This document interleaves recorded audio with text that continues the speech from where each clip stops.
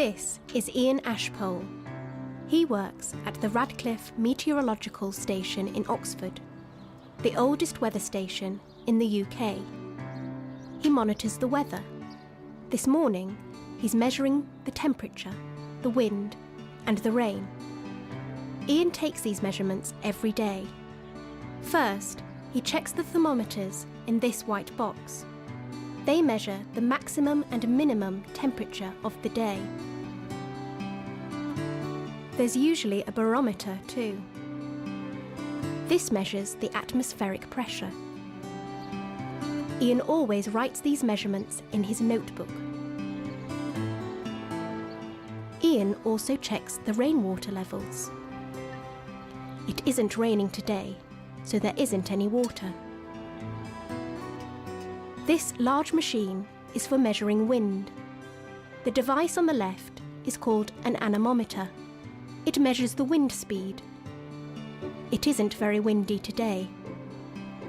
The device on the right is a wind vane.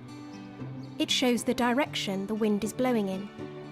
Today, the wind is blowing in a northeasterly direction. Oxford is in the southeast of the United Kingdom, so it's warm and dry. But the weather in the UK is very varied, and different parts of Britain have different climates. The west is quite wet. Clouds from the Atlantic Ocean move across the country and drop most of their rain on the hills and mountains in the west. This means that it rains a lot in places like Belfast, the capital city of Northern Ireland. In Belfast, it rains on average 150 days per year. Today, it isn't raining, but it's very cloudy. In the north, it's quite cold. Scotland is colder than the rest of the UK. On average, snow or sleet falls in Scotland on 52 days a year.